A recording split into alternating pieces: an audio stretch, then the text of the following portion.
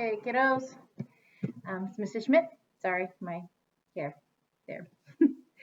Welcome back to my kitchen. Today we are going to be talking a little bit about some options that you have as you make your Tully monster. You have some different options. I would suggest whatever you do that you start with a Q-tip. Now the reason you're going to want a Q-tip is because these Tully monster guys, they had these eye stalks and they stuck out the side. And I know you know that from looking at Mrs. Freiberger's information page about them. And so what we're going to want to do is you're going to want to have some eye stalks.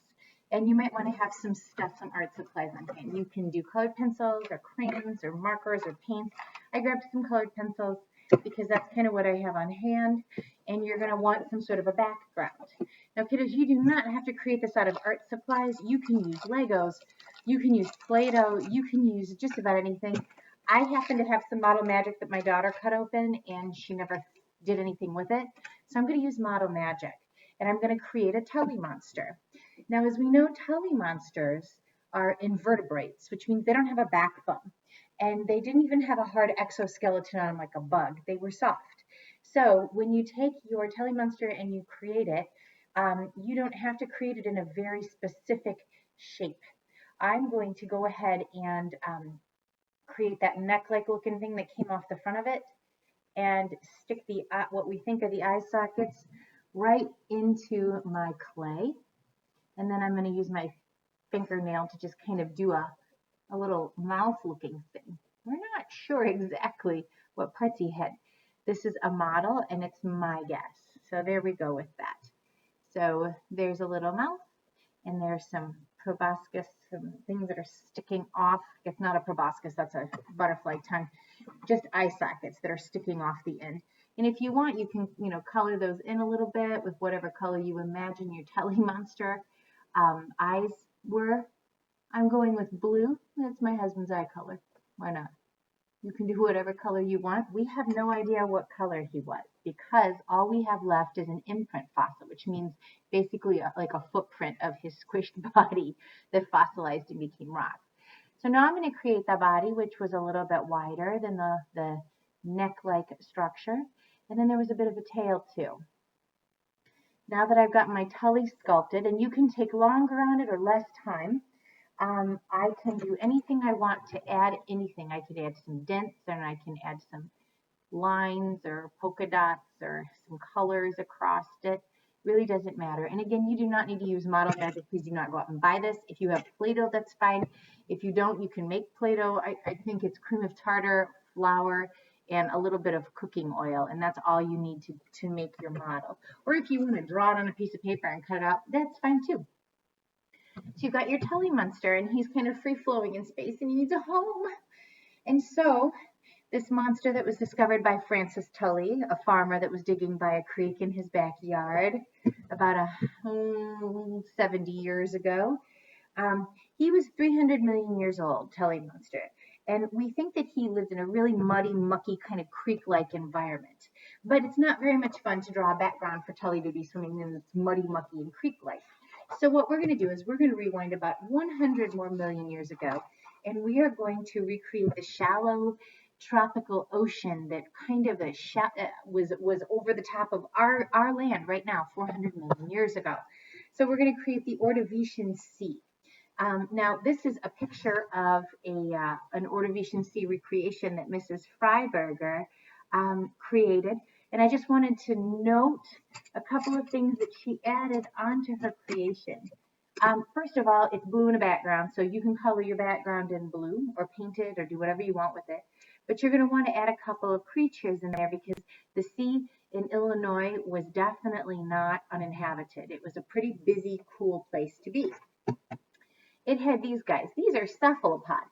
I don't know about you, but a cephalopod to me looks a little bit like a carrot. If you take a look, it's got a point at the front, and then it's got some stuff sticking off the back. It's not a carrot. It's actually an animal.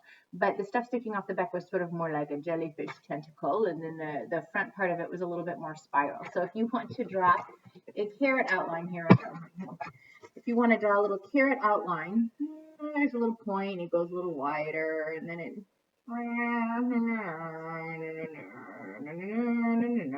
There we go. And then I'm going to draw some spiral lines because that's a little bit what I saw in there. And then you could go ahead once you get that outline done and you could color it in.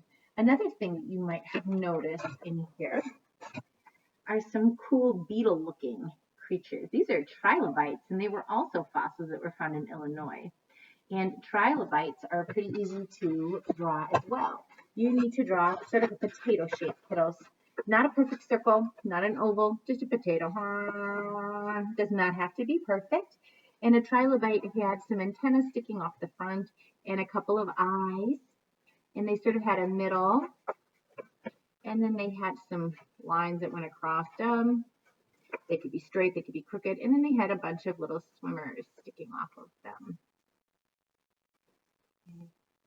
And then you could color that whatever color you want. So let's face it, we have no idea what color trilobites or cephalopods were. There are also some jellyfish. I don't know if you noticed that. Here's a jellyfish that Mrs. Freiberger did. It's kind of like a soft triangle with some legs sticking off the bottom and some coral, which looks like a shell. Here's some other coral. They're just kind of straight pieces stuck together. And boys and girls, what you can do is you can just fill your background with these different kinds of creatures. I'll do a little red coral here. I'm going to go pink. I'm going to do a pink coral. We don't know what coral looked like 400 million years ago. Sorry about the Jeopardy music. My husband and I have been playing a lot of Jeopardy on the TV and on our Alexa there. So there's some coral. Maybe I want to make a jellyfish. I'm going to make it green. I'm going to make sort of a triangle shape over here, just a gentle triangle shape, and then do some wiggly legs underneath it. And then I could add some details on later to make it look more jellyfish. Then once I got all of these, I don't know if you noticed that Mrs. Freiberger went ahead and she outlined the outsides of them in dark so that they stood out really, really nicely. And she knew where to stop coloring the blue in the background. So whether you want to start with the blue in the background or you want to end with it, as long as you go over the top with some nice thick colors and you do your outlines and you trace them dark around the outside of your stuff. And no, I'm not staying in the lines, but I'm trying to do this quickly so you can get onto your art. Boys and girls, that is how you're going to be able to kind of clearly define what's the ocean versus what's the animal, especially if you happen to use watercolor paints. So then the last piece would be to go ahead and to take your blue and to color in the background. My blue is actually watercolor colored pencils that my mother-in-law gave me. So what I do is I color them with a colored pencil, and then if I go over the top of them with water, they become watercolor paints. You can do this with marker and then just smudge it with a little bit of water. You can make these on a paper plate. You don't have to have computer paper or cardstock. You also don't have to make it look exactly like this. Here's another example. So that was long enough. I hope you have a good time creating your Tully and creating your background. And then when you're done with it, if you want to take a picture and share it on Seesaw or a video and share it on Seesaw, we would love to see your work. Have fun with this. Be creative. If you don't want to use art supplies, use Legos, use Lincoln Logs, use paper. I don't know. Use some full soft cooked vegetables. Ask your parents' permission first. Make sure that you have permission to make the mess before you get started. And let us know if you have any questions. So this is Tully Monster signing out.